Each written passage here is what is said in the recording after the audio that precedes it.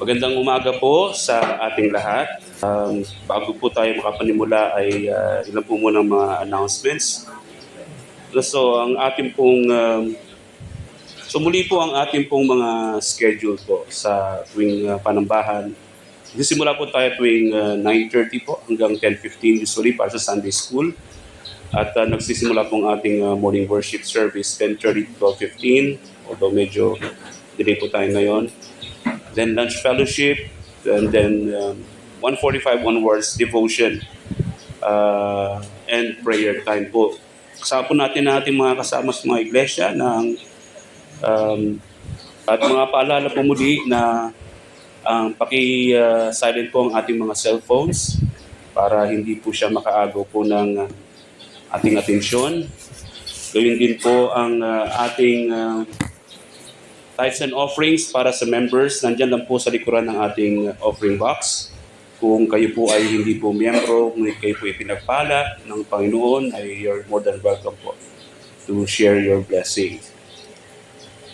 So kasama po natin, kasabay natin sa panambahan natin mga kasama iglesia. Sa Morong po ang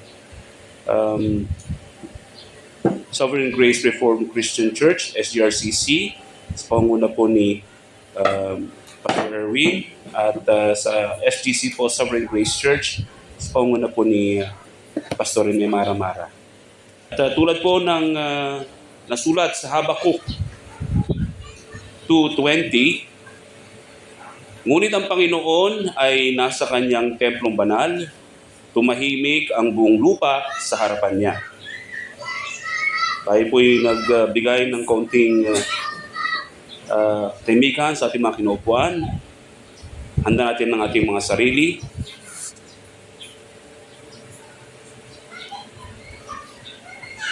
Tayo po'y manalangin. Panginoon naming nasa langit, salamat po muli, Ama, sa pagkakataong ito. At kami po ay binigyan nyo ng buhay at kalakasan ng marap sa inyo ngayon. At kami po ay makapakinig po ng inyong salita. Samahan niyo po kami, Panginoon, sa pamagitan po ng inyong banal na Espiritu para malinis po ang aming mga puso't isipan at maging handa po sa inyo sa araw na ito. Salamat po muli kung aming dalangin sa Panginoon po ni Jesus. Amen. Ating pong paninimula sa ating worship, muli po ay ako po ay makikiusap na buksan po natin ang ating mga Biblia. Kung kayo po may mga hawak na Biblia, ang babasahin po natin ngayon ay ang nasa mga awit 117. Mga awit 117. Ito po ang pinakamaikling kabanata sa buong Biblia. 2 bersikulo lamang, ngunit naglalaman ng makapangyarihang panawagan sa lahat ng bansa na purihin ng Panginoon. Ito po ay somehow related sa share po sa ating kaina sa ni Brother Giro sa pag-worship. Samahan niyo po ako. Psalms 117, mga awit 117. Purihin ang Panginoon, kayong lahat ng mga bansa. Dakilain ninyo siya, kayong lahat ng mga bayan, sapagkat dakila ang kanyang tapat na pag-ibig sa atin. At ang katapatan ng Panginoon ay nananatili magpakailanman. Purihin ang Panginoon. Napakaikli, ngunit napaka-direkta, no? So, binibigyan din nito na ang pag-ibig at katapatan ng Diyos ay hindi lamang para sa Israel, kundi para sa buong sangkatauhan. Ang panawagan ay para sa buong mundo upang sambahin ng Panginoon. Kaya bilang tugon po sa ating binasa, inanyayahan ko pong lahat na tumayo at ating pong awitan ang ating Panginoong Diyos. All hail the power of Jesus' name.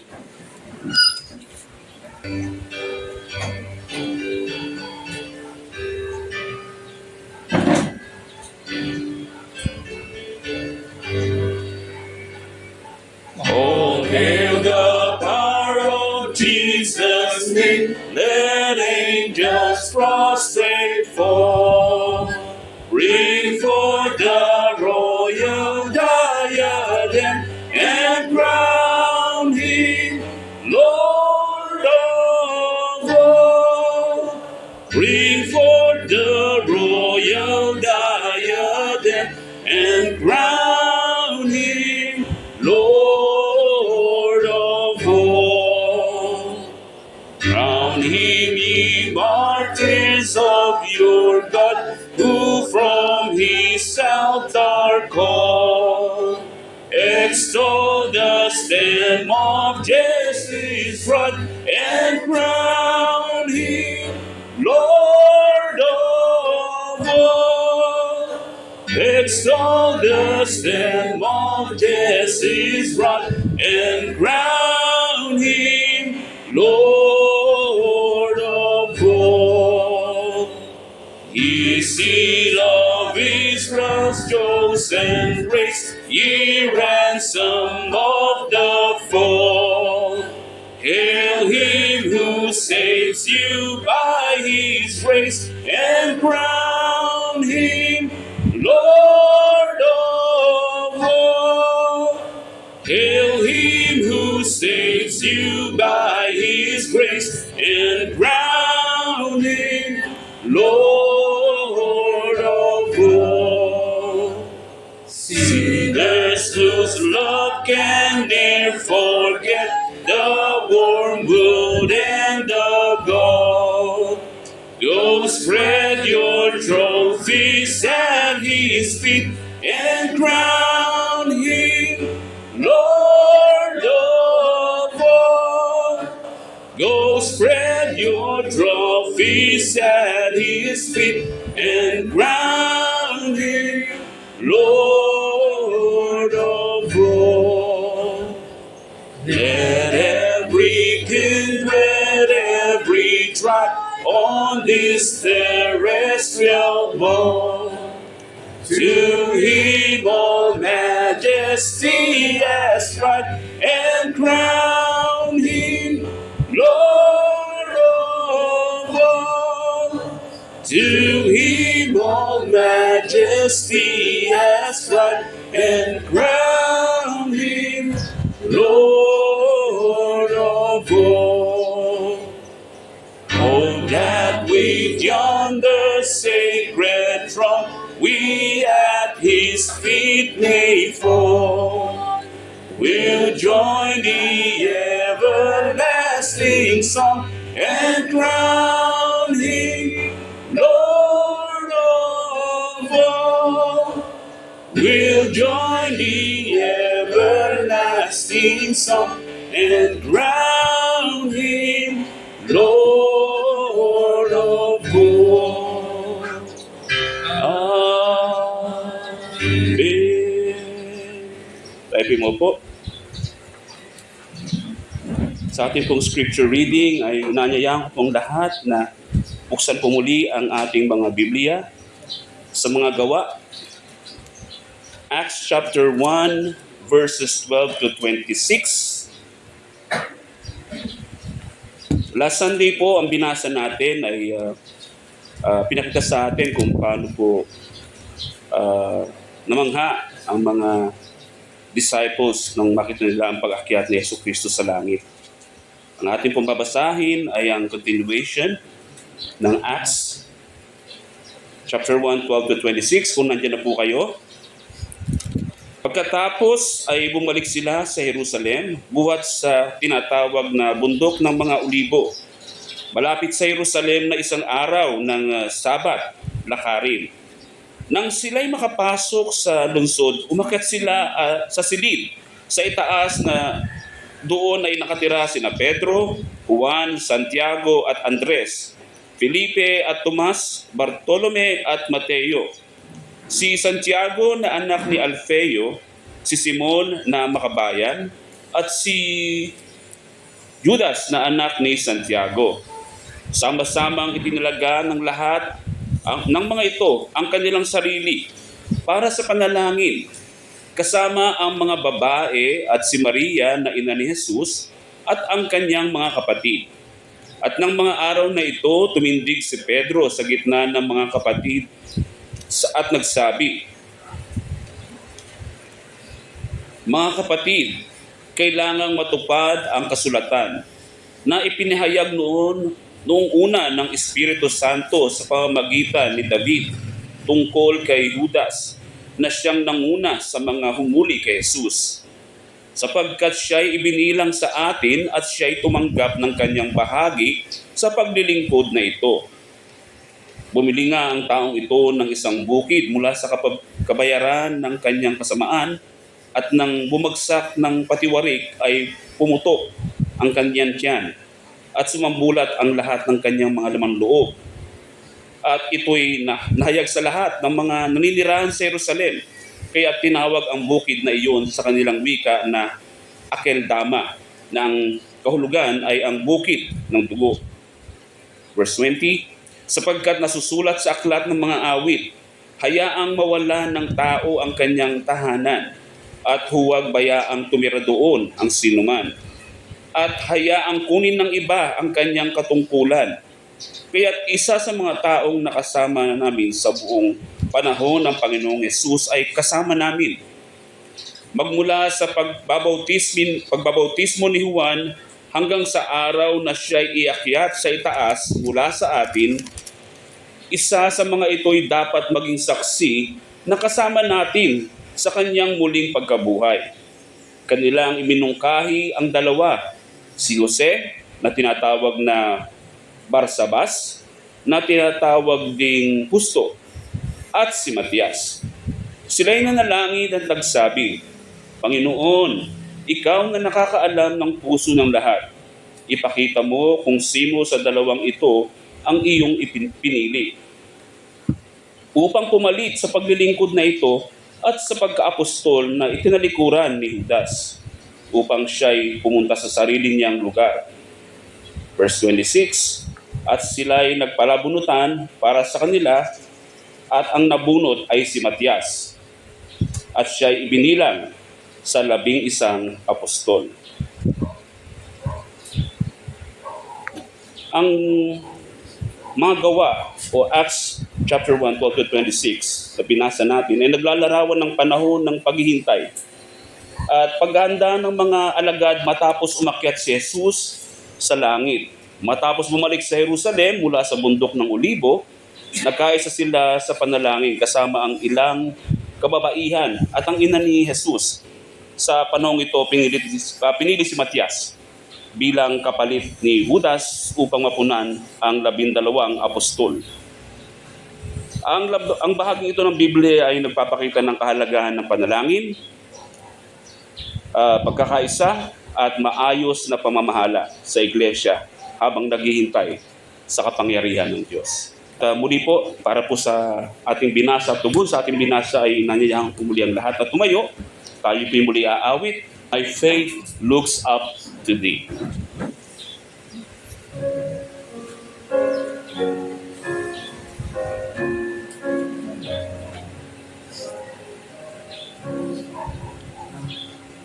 My faith looks up to thee, thou Lamb of Calvary, Savior divine. Now hear me while I pray, take all my guilt away. Oh, let me from this day be wholly thine. May I reach grace impart, strength to my fainting heart, my zeal inspire. As thou hast died for me, oh, make my love to thee pure, warm, and changeless be a living fire. My life's dark maze I tread, and griefs around me spread. Be thou my guide. Be darkness turn today, wipe sorrow steals away. Lord, let me ever stray from thee aside. When is left strange and free, when death's old silence free, shall o'er me roll. Savior dead in love, fear and distrust remove.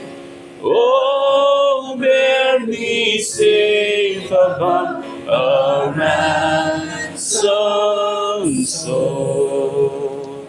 Lagi po natin si Brother Aldrin para sa corporate prayer.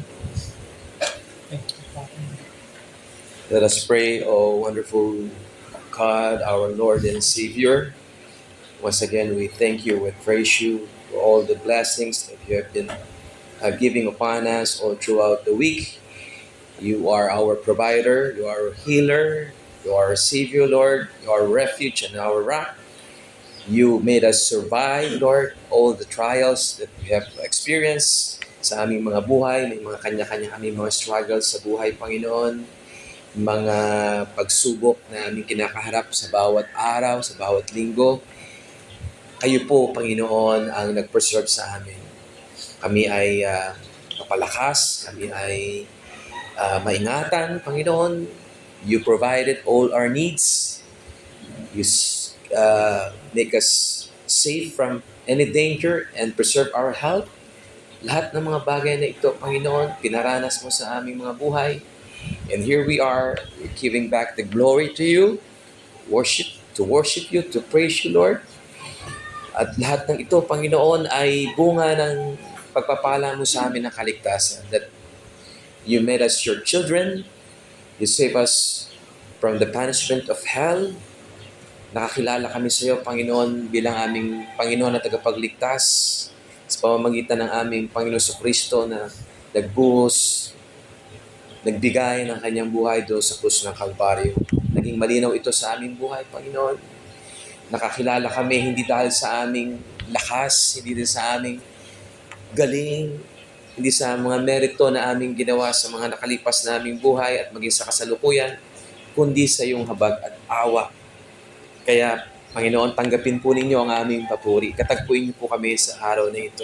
Pag-isahin niyo kami sa pagsamba sa aming mga kapatid sa Morong, sa SGC, at sa iba pa naming mga kapatid na kaisa namin sa pananampalataya.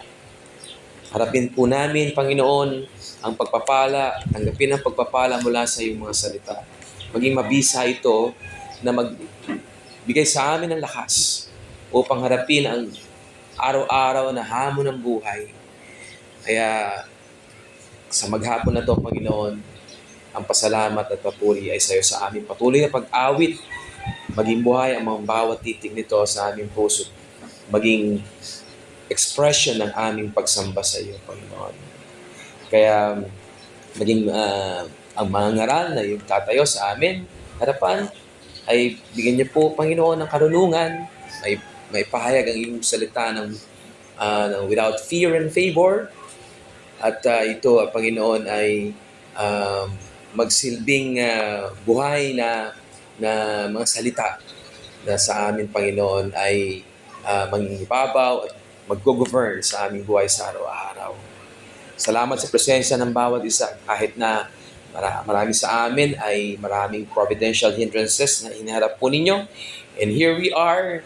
You made us present, Lord, sa araw na ito. Ay isa pong pagpapala ito, makasama na aming mga mahal sa buhay, aming mga kaibigan, aming mga kapatid sa pananampalataya, ay isang malaking pagpapala. Kaya pag-isahin niyo po kami sa pagsamba sa maghapon na ito. Sa pangalan namin pa ng Kristo, Amen. Amen. Tayo po yung upo. Bago po tayo makapakinig ng pangangaral mula kay sa ating pong mangangaral si Brother Diro, ay ating preparatory song. Hindi po coming again, it's coming again. Oh, we sing this again.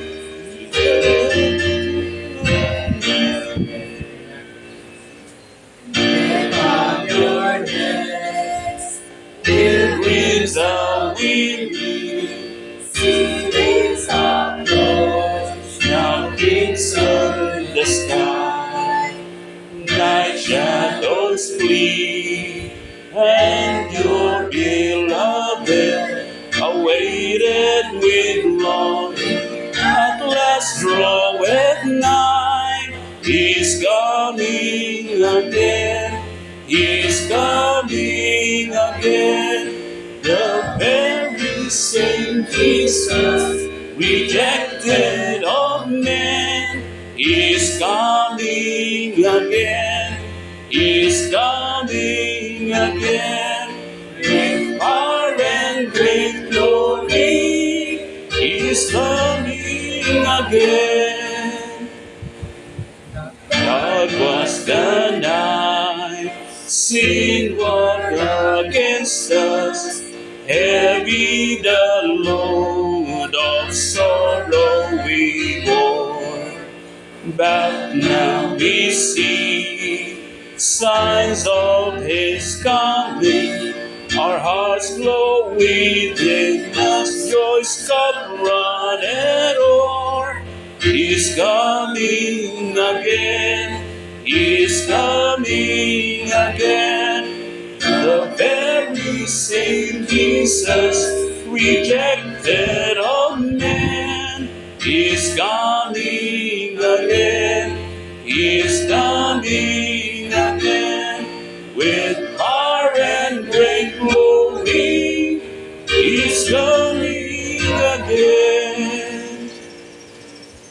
Oh, blessed hope, oh, blissful promise, filling our hearts with rapture divine. All day, all days, hail thine appearing, thy transcendent glory forever shall shine. He's coming again, He's coming again. The very same Jesus, rejected of men, is coming again, is coming again. With power and great glory, is coming again. Even so come, precious Lord Jesus, creation mystery, redemption to see. Caught up in clouds, soon we shall meet Thee. Oh, blessed assurance, forever with Thee. Is coming again, is coming again. The very same Jesus, rejected of men, is coming again, is coming again. With power and great glory, is coming again. Amen. Simulan po natin sa panalangin. Let's pray. May dakilang Diyos, mga bagay Ama, tunay nga, gaya ng aming inawit, ang iyong pong buktong na anak na si Yesu Cristo, na siya nagtubos sa amin mula sa aming mga kasalanan sa pamamagitan ng kanyang dugo, ay lubos namin ang pinupuri, pinapasalamatan rin po namin kayo, at pati rin po ang ministeryo ng Banal na Espiritu na tunay nga, na sa panahon na ito, sa pangangaral ng salita, ay tunay nga na kumikilos at ma-accomplish na ito ang layunin ng Banal na Espiritu sa oras na ito. Dalangin rin namin, Panginoon, na maging totoo at mapaalalahanan kami na gaya ng aming inawit na pabalik muli ang aming Panginoon tagapagligtas. At dalangin rin namin na gamitin po ninyo pangangaral na ito para to move hearts, O Lord, to repentance and faith. At para rin po sa mga nasa inyo na lalo pa mapagtibay ang aming pananampalataya upang magpagal sa pagkasakatotohanan na babalik muli ang aming Panginoon sa Kristo. At samahan nyo rin kami, Panginoon, sa oras na ito, tunay nga matuon namin aming buong pagkatao sa pangalan ng salita at maduling lamang ang lahat na ito sa kataasan ng inyong pong pangalan at kapurihan ng inyong pong gawa. Ito po aming dalangin sa ngalan ng Jesus. Amen. tinitingnan ko yung nasa ating kalagitnaan ngayon. Gusto ko po sana na magtanong kung meron po ba dito na pinanganak noong 2001. Hindi ko mga kaedaran ni Juris siguro. Juris, sakto. Sabi mo mga kaedaran. Kaedaran ni Juris, hindi ako. Pwede rin. Gusto ko isipin. Okay. Bakit ko natanong? Maraming bagay ang naganap ng 2001. Maraming masalimuot na bagay ang naganap ng 2001. At ang gusto ko nga na tukuyin na event na aking pinatutungkulan ay nangyari noong September 11, 2001. Naalala ko pa nung panahon na iyon, nung gabi na iyon, gabi sa atin, ako'y gumagawa ng laboratory report sa chemistry ko, ng college na po ako noon. At nakita ko sa balita, hindi ako makapaniwala. At sino nga naman ang mag-expect na mangyayari yung ganon sa araw na iyon, sa oras na iyon? Sapagkat kung titingnan natin, ano ba yung mga kaganapan bago dun sa September 11 na iyan? Noong September 7, so 4 days before, ginanap ni Michael Jackson yung kanyang 30th anniversary celebration ng kanyang career. So parang everything is going well, masaya, pinagdiwang. Kinabukasan, September 8, nandoon na natunghayan ng buong mundo na naglaban yung dalawang magkapatid na si Venus Williams at si Serena Williams, at tinalo nga ni Venus yung kanyang nakababatang kapatid para ma-retain niya yung title. So everything is looking good. Maganda, may nagdiwang na 30th anniversary. Nakita, bihira yun, dalawang magkapatid paglalabanan ng kampeonato. And yet, come 3 days after, nangyari ito. Sinong makapag-isip na 3,000 agad yung mamamatay at 25,000 or more yung mai-injure nung naging terrorist attack na yan? Siguro walang nakapag-anticipate sa atin. Lahat tayo nagulat na lamang at nangyari yung bagay na yan. So ito isang momentous event lang sa kasaysayan ng sangkatauhan. Pero tandaan natin, kagaya ng event na ito, nang nangyari na iyon, they come unexpected. Wala nagpaplano, at least sa mundo, na hindi ito'y bigla na lamang dumating at wala nag-expect ng mga gaya nito. At ganun din, lalo pa ang higit na momentous event ng pagbabalik muli ng ating Panginoon sa Kristo. Ang mga wala kay Kristo ay magugulat. Siguro mainis pa sila. Bakit ngayon pa? Marami pa akong pangarap, marami pa akong gagawin sa aking buhay. Bakit ngayon ka pa dumating? Pero para sa mga mananampalataya, ito'y araw ng kagalakan, araw ng pagdiriwang, at higit sa lahat, ito'y araw ng kalubusan ng tagumpay. Para sa mga mananampalataya, ang araw na ito'y tiyak na darating. Merong certainty. Gaya ng ating inawit, He is coming again. At yan nga rin yung paghihimok sa mga mananampalataya na bagamat hindi pa dumadating yung araw na yun, tayo magpagal upang mamuhay sa nakapagluluwalhati na paraan sa Diyos habang tayo nag-e-expect na muli niyang pagbabalik, ang kanyang muling pagdating. Kung ikay man sinasabi mo, ikay mananampalataya, I hope na nandun din yung joy mo at pinapanalangin mo na dumating nawa ang ating Panginoong Hesukristo. So sa pagpapatuloy po natin ang ating tinatalakay sa sulat ni Apostol Pablo sa 1 Thessalonians, narito na po tayo sa chapter 5. At ang pagbubulay-bulayan po natin sa umaga na ito ay ang 1 Thessalonians chapter 5 verses 1 to 7. So 1 Thessalonians chapter 5 verse 1 to 7.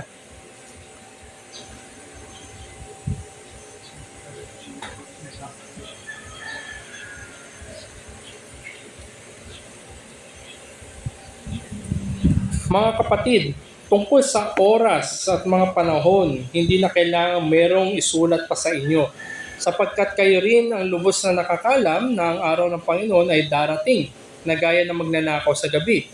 Kapag sinasabi nila, kapayapaan at katiwasayan, kagad darating sa kanila ang biglang pagkawasak, na gaya ng pagdaramdam sa panganganak ng babaeng nagdadalang tao at walang makakatakas. Ngunit kayo mga kapatid ay wala sa kadiliman upang sa araw na iyon ay mabigla kayong gaya sa magnanakaw, sapagkat kayong lahat ay pawang mga anak ng liwanag at mga anak ng araw. Tayo hindi ng gabi ni ng kadiliman man. Kaya nga, huwag tayong matulog gaya ng mga iba, kundi tayo manatiling handa at magpakatino, sapagkat ang mga natutulog ay natutulog sa gabi at ang naglalasing ay naglalasing sa gabi. Ito po yung verses 1 to 7 na ating tatalakayin. Tandaan natin, in-address ni Apostol Pablo yung concerns ng mga mananampalataya dito sa Thessalonica patungkol do sa likas ng mga namatay bago pa doon sa pagkabuhay muli ng ating Panginoon Kristo. Kaya nagkaroon sila ng pagtatanong, ano na yung mangyayari? O ano na yung pag-asa nila? Na sila ba'y walang pag-asa na gaya natin? Natakot sila at nangamba sila na yung mga kapatiran, mga tapat na nauna na sa kanila ay hopeless. Kaya nga sila ay nagluksa, they grieve. Kaya encouragement ni Apostol Pablo, huwag kayong magluksa na gaya na walang pag-asa. Sapagkat sa pagkabuhay muli, pagdating muli ng ating Panginoon, doon bubuhayin niya muli ang mga namatay at nauna na sa atin. At patuloy na sinupleyan ni Apostol Pablo ng katuruan ang mga taga-Thessalonica na ito at binanggit nga niya dito yung paghihimok niya sa mga mananampalataya, doon sa mga kapatiran na kanyang tinatawag na magpagal sa kanilang pananampalataya. At dinirect niya kung paano magtatapos ang buong kasaysayan sa pagbabalik muli ng ating Panginoon. Ito yung tinatawag na parusya. At ang lahat ng mga mananampalataya will be transformed. Magkakaroon ng glorified bodies sa araw din na iyon. At ngayon ay lalo pang pinapalawak ni Apostol Pablo yung usapin na mangyayari doon sa huling araw na iyon. At ang pagbabalik muli ng ating Panginoon at tagapagligtas na kung saan ito isang pamamaraan na nagbibigay din ng tapang at pagpapatibay sa mga mananampalataya na magpatuloy, being mindful on how we conduct love, yung pag-ibig at ang kabanalan, yung godliness before God and men. Sapagkat tiyak na babalik muli ang ating Panginoon at sa kanyang muling pagbabalik, habang wala pa yung muling pagbabalik niya, ay siguraduhin natin na tayo namumuhay sa pag-ibig at kabanalan sa harap ng Diyos at ng mga tao. At mula po dito sa verses 1 to 7 ng chapter 5, ito po yung mensahe na dala ko po sa atin sa umaga na ito. While the day of the Lord will come unexpected, believers are prepared with full anticipation to its nearness. Habang darating na hindi inaasahan ang araw ng Panginoon, ang mga mananampalataya ay handa na may lubos na pag-asa sa kalapitan na ito. Bagamat hindi pa dumarating ang araw na iyon, pero malapit na. Malapit na. At kung gagamitin natin ng mathematics, mga kaibigan, kada isang araw na lumilipas sa ating buhay, yun ay isang araw na mas malapit ang pagbalik muli ng ating Panginoon. At isang araw na mas malapit tayo sa ating huling hininga. So whichever comes first. Mas malapit. Mas malapit tayo sa huli ngayon kaysa kahapon. And kaya nga ito'y malapit, kalapitan. Merong nearness ang araw ng Panginoon. On a natural course, generally speaking, yung mga tao talagang sabi natin enthusiastic. Nandun yung interest nila kung paano nga naman talaga magtatapos. Kaya nga maraming teorya sa mga scientists, di ba? May mga teorya sila sarili nila. Sa mga, sabi natin, mga mahilig naman sa mga pelikula, nandyan yung halimbawa na lamang yung zombie apocalypse. So nandun, iba't iba yung teorya kung paano magwawakas yung sangkatauhan at sanlilikha. Napakadami na nga mga palabas, mga aklat, mga opinion, mga pananaw, at sabihin natin, mga simulations pa nga na ginagawa dahil nga totoong nakatuon sila kung paano magwawakas yung mundo. So nandun yung kanilang, sabihin natin, yung vested interest sa kung paano magkakaroon ng katapusan. At ang kaisipan na magkakaroon ng wakas ay hindi yan maiiwasan, hindi yan matatakasan. Lahat ng bagay ay may katapusan. Lahat ng mga tao, meron tayong expiration date kung tutusin. Meron tayong huling hininga. At ang katotohanan yan, bagamat yan ay inescapable, yan din ay irreversible. Kung kaya't nga iba, di ba, habang tumatanda, nagpapabata. Di ba, pinipigilan nila, tinatakasan nila, naabutan sila ng panahon. So, ito yung isang irreversible reality. So, either we die, or when apocalypse ng global scale, whichever comes first, tayo unang mawawala. At ang buong kasaysayan ay hihinto na. So, some deaths come in an unexpected manner.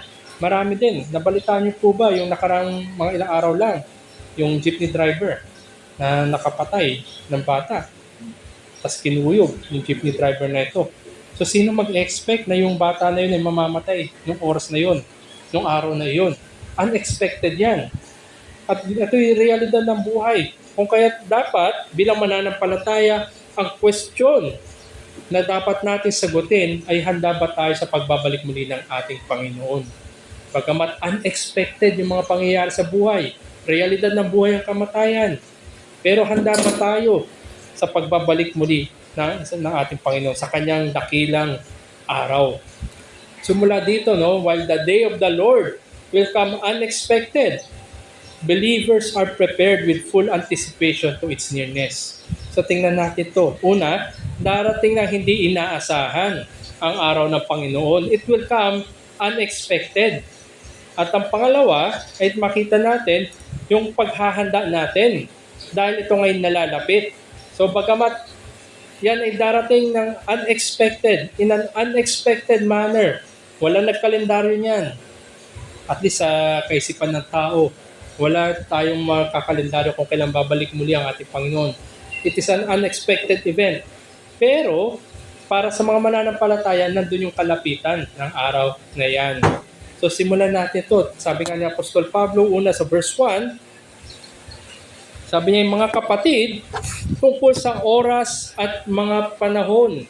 Sinimulan ni Apostol Pablo itong bagong section, itong chapter 5, na nagpapatuloy mula doon sa kanyang pinikap niya ito mula doon sa chapter 4, sa dulo ng chapter 4, kung paano niya binibigyan ng pagtuturo, ng katuruan ng mga taga-Thessalonica. Na pinakatema, o isa sa mga pinakatema, yung pagbabalik muli ng ating Panginoon. Paul now develops the teaching na tinatay up niya, tinatali niya sa muling pagkabuhay, yung concern sa resurrection, hanggang sa pagbabalik muli ng ating Panginoong Hesukristo. So tinatali niya yung dulo ng chapter 4 kung ngayon dito sa bagong section ng chapter 5. At sabi niya, ina-address niya mga kapatid. So ito yung mga mananampalataya, dear sa kanya, malapit sa kanya puso daw sapagkat meron silang isang pag-asa na kay Kristo at sa muli niya pagbabalik muli. At sabi niya, mga kapatid, tungkol sa oras at mga panahon. Oras at panahon. Nagko-correspond ang oras sa haba, length of time. Iba, sabihin, tagal naman ng uwian. Ang tagal naman ng tanghalian. Diba? Ang tagal naman ng weekend. Diba? Nandoon yung oras. It is the length of time. At mga panahon, pag sinabi naman panahon, sequence of events yan. Parang sabi natin, seasons sa isang taon. Tayo sa Pilipinas, tag-init, tag-ulan. Diba? Tag-tuyot, tag-baha. Parang ganun. So, ito yung mga sequence of events. Alam natin yung susunod sapagkat nandun na tayo, namuhay na tayo sa sequence na yan. Sanay na tayo kumbaga. Pero ina-address sa Apostol Pablo, itong mga mananampalataya na ito, mga kapatid, tungkol sa oras at mga panahon, hindi na kailangan meron pang isulat. Hindi na kailangan merong isulat pa sa inyo. Noong nakaraan, in-acknowledge si Apostol Pablo na dahil sa ebanghelyo ay nagbago ang mga taga-Thessalonica na ito. Nagkaroon ng evidence na sila ngayon na kay Kristo. Dahil ngayon nagbago mula sa buhay sa kadiliman tungo sa buhay sa liwanag. Nagkaroon ngayon ng very evident transformation na sila namumuhay sa pag-ibig at kabanalan. At ngayon, ito'y totoo din. Diba sabi nga ni Apostol Pablo, tungkol sa pag-ibigan ay hindi na kailangan pa mag-supplyan kayo ng pagtuturo sapagkat ginagawa nyo na yan. Lahat na nakikristo ay umiibig sa kapwa-kapatid sa pananampalataya at umiibig sa Diyos. At patungkol din dito, ngayon, tungkol sa mga oras at kapanahon sa pagbabalik muli ng ating Panginoon Kristo, ay hindi na kailangan mag-supply na further teaching. Kung ikaw ay mananampalataya, ikaw ay nakikristo, ine-expect mo dapat na babalik muli ang ating Panginoon. Na nandun dapat yung hope, yung pag-asa. At kung ikaw ay mananampalataya, yan ay totoo dapat sa iyo. Kaya hindi na kailangan further teaching. or further writing patungkol dyan. At sinasabi nga, yun, kailangan pa ba naturuan kayo o mag-supply pa na further teaching patungkol sa araw ng Panginoon. Itong araw ng Panginoon, ito ay, sabi natin, ginagamit madalas, lalo-lalo na sa lumang tipan. Sa bagong tipan, ito rin ay ginagamit at without exception, it refers to God's judgment. Kaya nga, pag sinabi araw ng Panginoon, the day of the Lord, yan is day of judgment din. Judgment para kanino? Kahatulan para sa kalaban ng Diyos at para do sa mga hindi niya tao. Tandaan natin, dalawa lang ang hatian ng sangkatauhan. Ikaw ay na kay Adan o ikaw ay na kay Kristo. Nandun lang yung paghahati sa pagbabalik muli ng ating Panginoon. Kaya makita natin, no, parating binary. Parating dalawa lang. Ikaw ba'y tupa? Ikaw ba ay kambing? Ikaw ba ay nasa kaliwa? Ikaw ba'y nasa kanan? Ikaw ba'y wheat? Ikaw ba'y tare? So nandun yung paghahambing, paghahanin tulad at pagkakaiba. Dalawa lamang. At ang araw ng Panginoon, yan ay araw ng kahatulan para do sa grupo na iyon. Ikaw ba'y nanatiling kay Adan o ikay natagpuang na kay Kristo? At paano darating itong araw ng Panginoon na ito?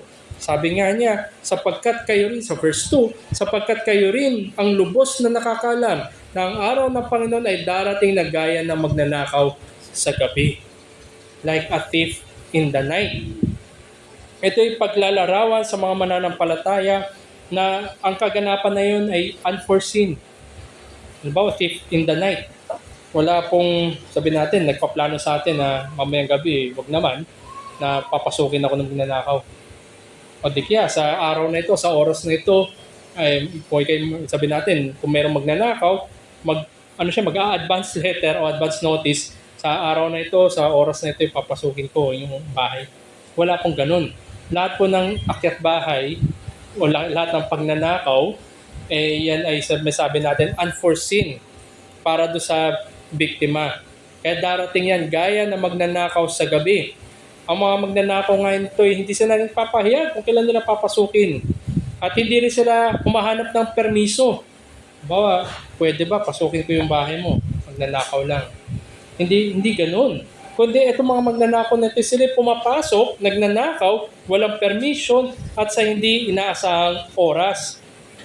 At sabi nga dito, pinik up ulit. Kapag sinasabi nila sa verse 3, kapayapaan at katiwasayan, kaagad darating sa kanila ang biglang pagkawasak na gaya ng pagdaramdam sa panganganak ng babaeng nagdadalang tao at walang makakatakas.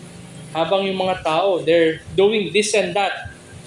Nandun na sabi, kapayapaan at katiwasayan. Parang everything is good.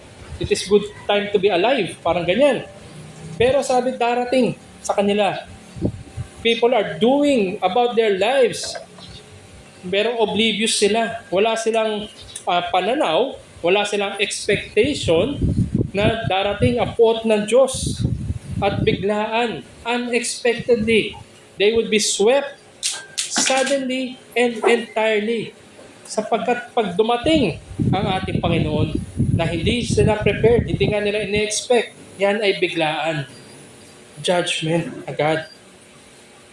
At ginamit rin Apostol Pablo dito na illustration na gaya ng pagdaramdam sa panganganak ng babaeng nagdadalang tao at walang makakatakas. Mapapatunayan ng mga nagsilang ng normal delivery yung sakit. Ngayon sa panahon natin, di ba, may mga painless na may mga ganun. Pero ito ay kakaibang klase sakit. Kaya nga sa isang banda, bilang kayo mga lalaki, magpasalamat tayo na hindi tayo mga anak. Hindi natin kakayanin yung sakit na yan. Talagang masakit daw ang panganganak. Kaya ito'y nandoon, no? Ginamit ni Apostol Pablo itong illustration na ito sapagkat pag nailabas na ng nagdadalang tao, diba na relief nangyayari. Sa wakas, tapos na. Pero habang nandun, hindi niya matatakasan yung sakit na yan. Ganito rin. para sa mga mananampalataya, bagamat pwede nating tingnan ito sa pagpapagal natin sa lupang ito, sa lupang ibabaw, habang hindi pa dumadating ang ating Panginoon, nandoon yung mga sakit at hindi natin ito matatakasan. Ngunit relief pagdating muli ng ating Panginoon. At sa kabilang side, para sa mga hindi mananampalataya, nandun ka, busy ka, kapayapaan at katiwasayan. Mukhang maganda ang iyong takbo sa buhay. Pero hindi mo alam, ang sakit ay paparating na walang hanggan. At ang kahatulan na yan ay walang makakatakas. O kaya ang punto na makita natin dito, mga kapatid, mga kaibigan, the day of the Lord, itong araw ng ating Panginoon, includes the notion of deliverance, kaligtasan, pagliligtas, pagtutubos sa mga tao ng Diyos. Kung kaya't yan ang dahilan para sa mga mananampalataya ay magpagal. Na tayo ay hindi tayo nagluluksa na walang pag-asa sapagkat tiyak ang darating ang ating Panginoon. At sabi nga yan ay ang ating blessedness in that holy day. Nandun yung joy, nandun yung kagalakan na sa wakas, tapos na ang paghihirap. At hindi lamang tayo, personally, sabi nga rin sa Romans 8, ang sanlilikha rin, the creation is groaning hanggang sa pagbabalik muli ng ating Panginoon. So hindi lang tayo ay magsasabing sa wakas, kundi yung sanlilikha rin, the whole creation. Bagamat tayo, bibigyan tayo ng glorious body sa pagbabalik muli ng ating Panginoon, ang sanlilikha ay magkakaroon ng new heaven, new earth na kung saan wala na ang epekto ng sumpa ng kasalanan. Sa wakas din para sa sanlilikha. Kung kaya't ngayon ay pinagpalang araw, yan ay joyful day kung ikaw ay nakikristo. Christ will come not only to raise His people from the dead, ito ay nakaraang section, so verses 13 and 18 ng chapter 4, but also sa pagbabalik ng ating Panginoon to judge all, hatulan, husgahan ang lahat ng kanyang mga kalaban at iaando niya yung sumpa ng kasalanan. At ang mangyari na lamang ay ang pagiging wagas, fullness ng buhay magpawalang hanggan na siya sisilay sa lahat na nakikristo. Ito ay totoo at pag-asa kung ikaw ay mananampalataya.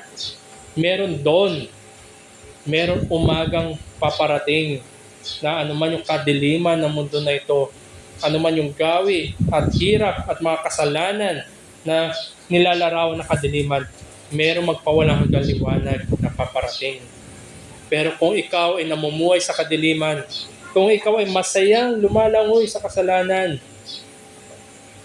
mabahala ka dahil may paparating na umaga. At ang pagdating na yon ay magpawalang hanggang kahatulan. And once the judgment of God has come, there will be no chance of escaping divine judgment. Walang makakatakas. Balikan ko lamang po yung aking nagamit kanina, 9/11. Matapos po nung dreadful event na yon, nagkaroon po ng mga monumento para makita o alalahanin yung kahindig-hindig na nangyari na yon. At isa nga dito ay memorial, yung tatawag na teardrop memorial. Isa itong parang may 2 columns at meron nakasuspend na luha sa gitna. Ito ay 10-story sculpture na binigay sa Estados Unidos mula sa Russia para maging memorial sa mga naging biktima ng 9/11 attacks. Nabanggit ko ngayon may 2 itong columns. Crack columns.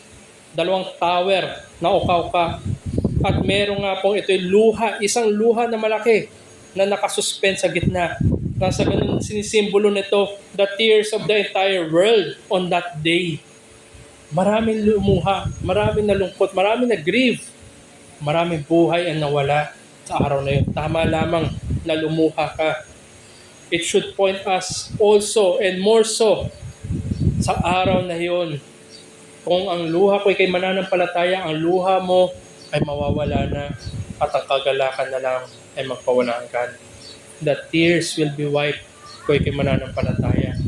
Pero kung ikaw ay wala kay Kristo, ang luha na yan, bagamat ikay luluha, pero tandaan mo, ang pagpaparusa, ang kahatulan ay magpawalang hanggan.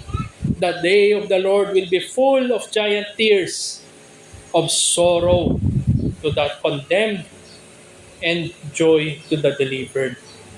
One way or another, mawawala man, iwawipe man ang luha mo, o ikay magluluha, pagpawala hanggan. Kaya ang hamon sa atin, kung ikay mananampalataya, lalo ka dapat maging concern para sa Ebanghelyo. At lalo ka rin maging tapat sa iyong pamumuhay para kay Kristo.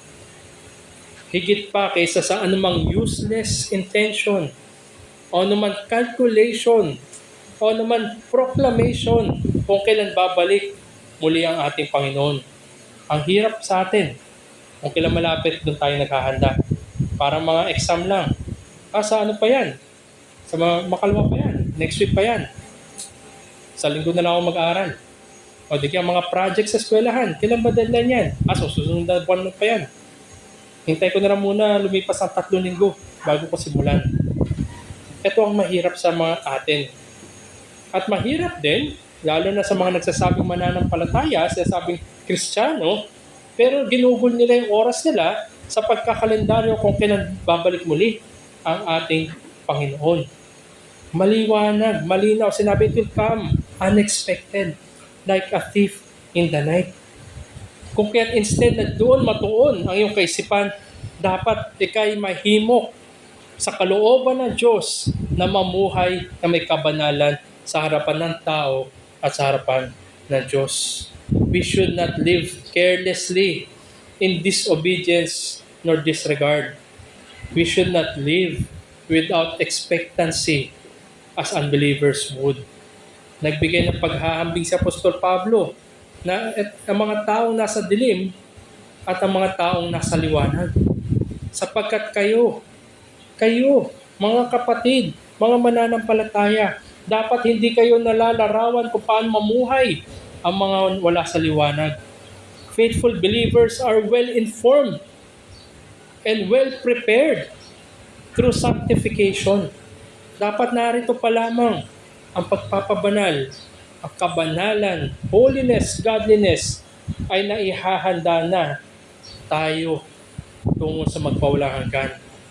Hindi kung kailan pa tayo maghahanda, kundi ang paghahanda ay parating ngayon. This is why believers have no need to have anything written. Hindi na po tayo kailangan pasuplayan. Hindi na po tayo, tingnan natin ang mundo natin. Isang tanyag na patungkol sa mga huling araw, araw ng Panginoon, left behind. Hindi ko alam, may part 4 na yata. So parang hindi naman talaga naiwan pala yung mga iba. So ito yung nandun, nakatuon sila sa ganitong mga klaseng bagay. Ngunit kung ikay mananampalataya na na kay Kristo, you have no need to have anything written for you. Sapagkat tiyak na babalik ang ating Panginoon. At ikaw ay tinatawag na magpakita ng kabanalan sa harapan ng Diyos at harapan ng tao. To live that wonderful testimony of God's wondrous grace, saving them from the gloom, kadiliman, and doom of their condemned souls. O kaya't hindi na natin kailangan ng further instruction. Kung pinagkalooban siguro tayo ng further instruction, o kung kailan, baka doon pa lamang tayo maghahanda. Therefore, as we proclaim the coming day of the Lord, let it be so that it only serves God's grace and mercy. Yan ay panawagan para sa pagsisisi sa kasalanan at pananampalataya. Hindi yan panawagan para matakot ang mga wala pa kay Kristo. Kung sila'y matatakot lang at gusto lamang nila maiwasan ang impyerno, hindi yan totoong kaligtasan. We proclaim God's grace and mercy through Jesus na siya dumating upang ibigay ang kanyang buhay para sa mga kanyang tao, iniligtas sa mga kanilang kasalanan at ang kahatulan ay in advance na para sa kanila. Para sa muling pagbabalik ng ating Panginoon, katubusang pagpawalang hanggan.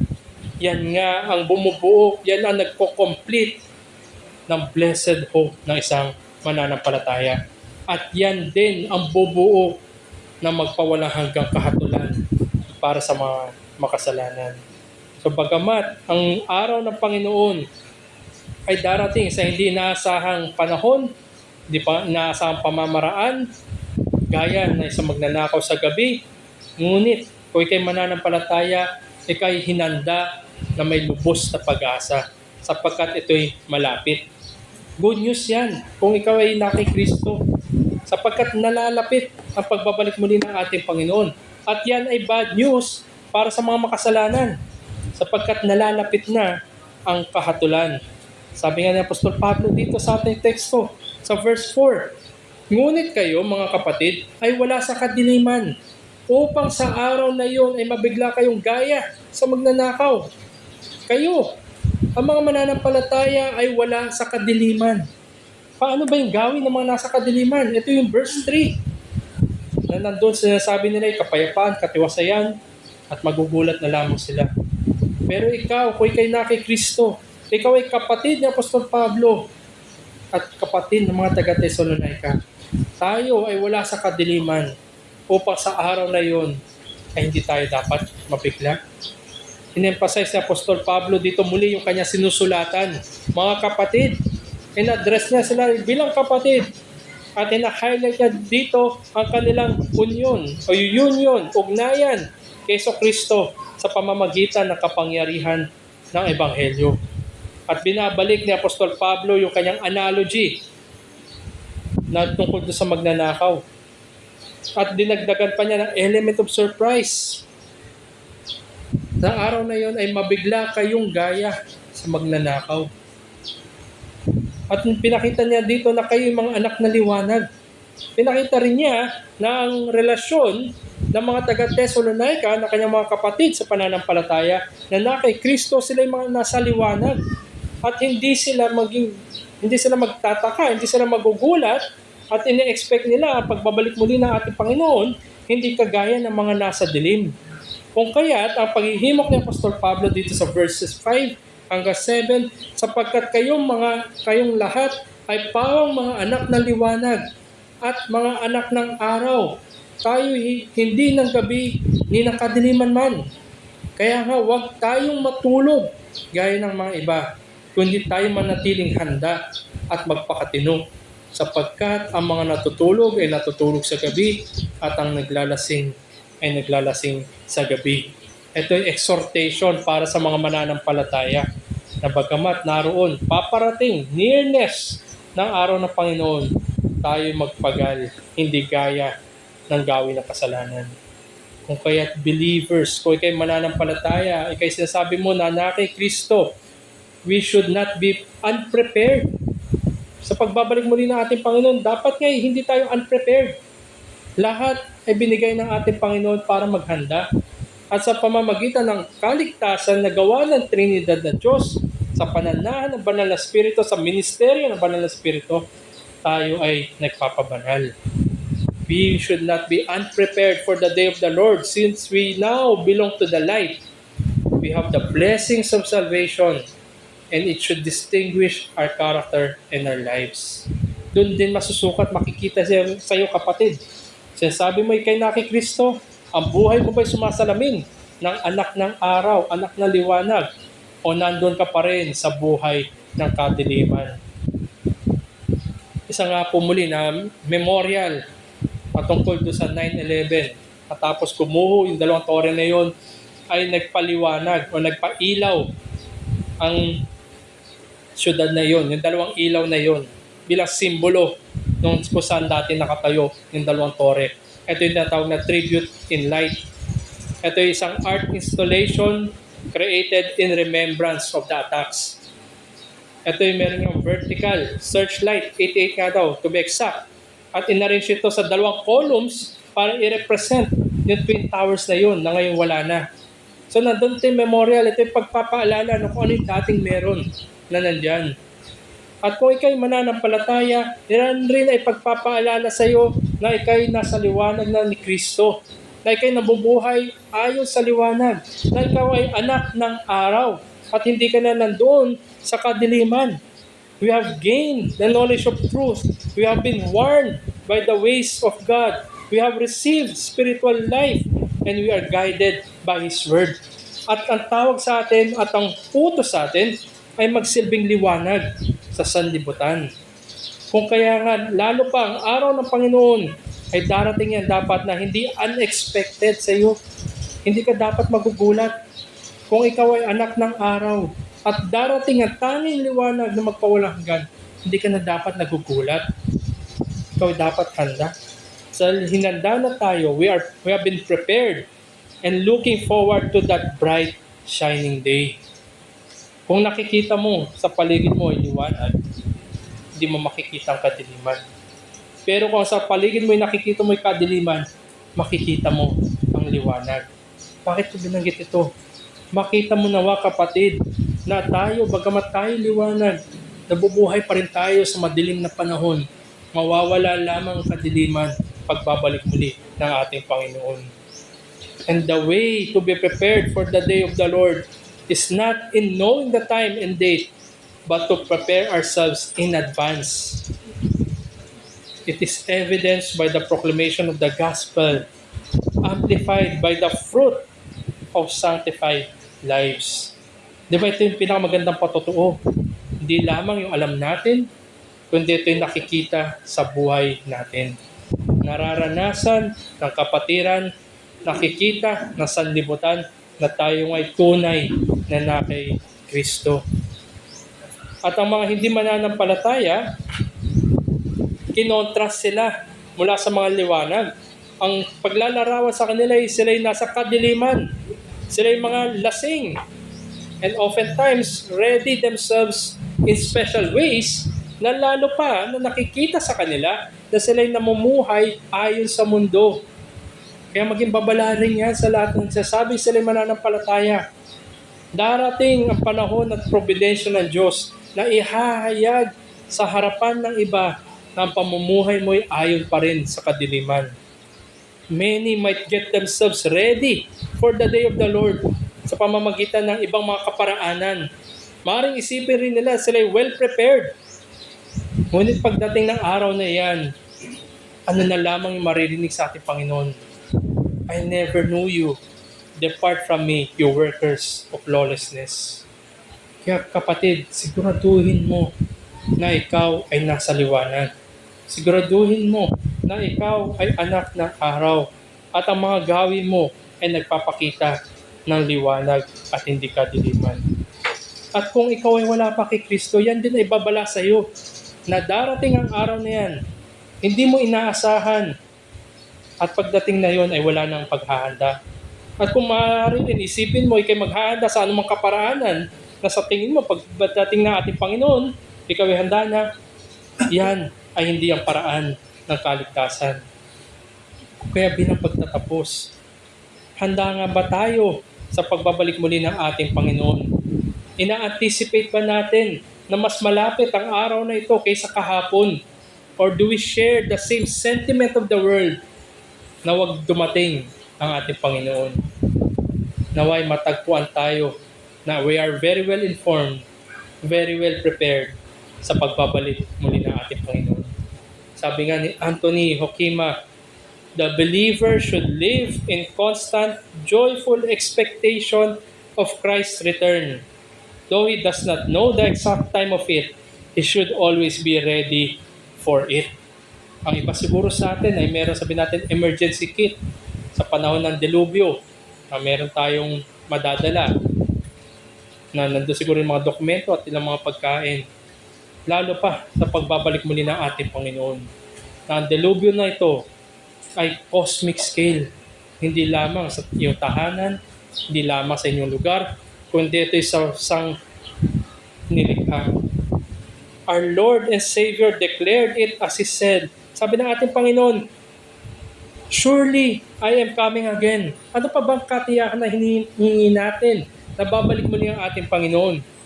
Ngunit kagaya ni Apostol Juan, Nung binanggit ng ating Panginoon to na surely I am coming soon, ang kanyang tugon, gaya ng lahat mananampalataya, ang kanyang tugon, ang ating tugon, Amen. Come, Lord Jesus. At yan nga yung ikalawa sa huling talata ng Biblia. Babalik muli ang ating Panginoon at kung ikaw ay natagpuan na kay Kristo, ang tugon mo ay Amen. Come now, Lord Jesus. Ang mundo, gusto pa nila mag-enjoy. They would rather have Jesus delay His coming again. Sapagkat busy sila sa kanilang mga pursuits.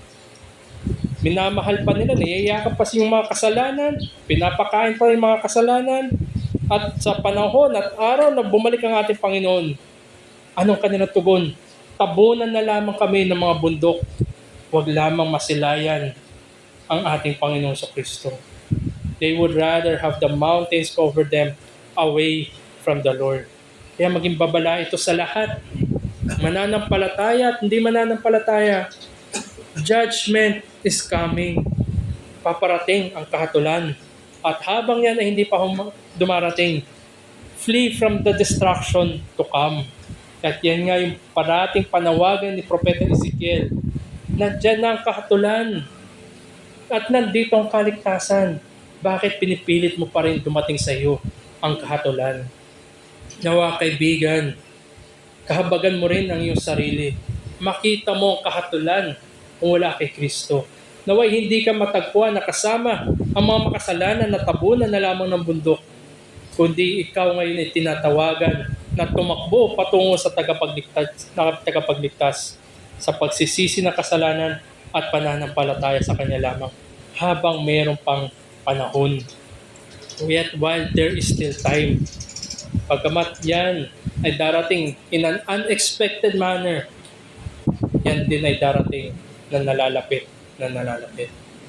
At salamat sa Panginoon dahil binigyan niya tayo ng katiyakan na siya ay babalik muli at tayo ay mayroong kagalakan sa kanyang muling pagbabalik. Tayo po'y tapos sa panalangin.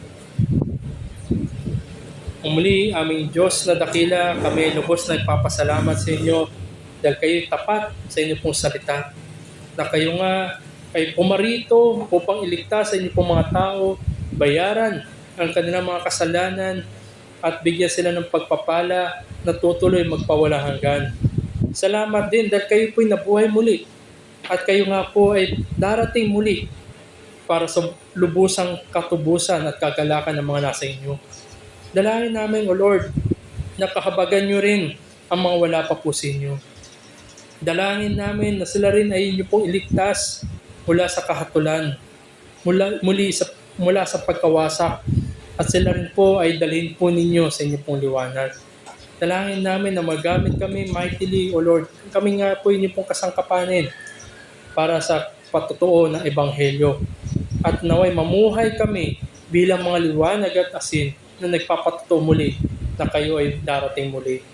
Hiningi namin, Panginoon, ang inyong pong gabay, ang inyong pong tulong sa mga mananampalataya at ang inyong pong awa, habag at biyaya din para sa mga wala pa po sa inyo. Sila rin po inyo po iligtas. Habagan niyo po sila. Ito po aming dalangin sa ngalan ni Jesus. Amen. Tayo po'y tumayo at aawit po tayo ng tugon na sa hymno na Only Trust Him. Sabi nga doon that come every soul by sin oppressed. There's mercy with the Lord and He will surely give you rest by trusting in His Word. Yan ay patotohanan, yan ay comfort at yan ay pangako na bibigyan ng kapahingahan ang lahat na nabibigatan sa kanilang kasalanan. Kung kaya't ikaw ay lumapit sa ating Panginoon. Let us sing Only Trust Him.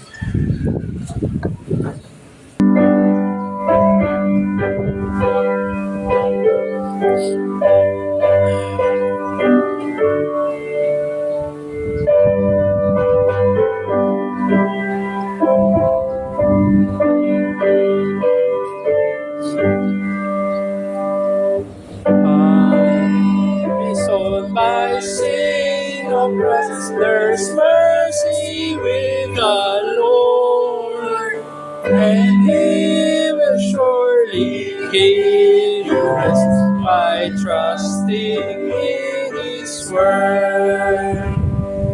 Only trust only trust Him, only trust Him now. He will save you, He will save you, He will save you now. For He shall shed His precious blood, rich blessings to bestow. Wash now into the crimson flood that washes white as snow. Only trust Him, only trust Him, only trust Him now. He will save you, He will save you, He will save you now. Yes, Jesus is the truth, the way that leads you unto rest. Believe in Him without delay, and you are fully blessed. Only trust Him, only trust Him, only trust Him now. He will save you, He will save you, He will save you now. From death and goodness, holy man, and on to glory go. To dwell in that celestial land, where joys immortal flow. Only trust Him, only trust Him, only trust Him now. He will save you, He will save you, He will save you now.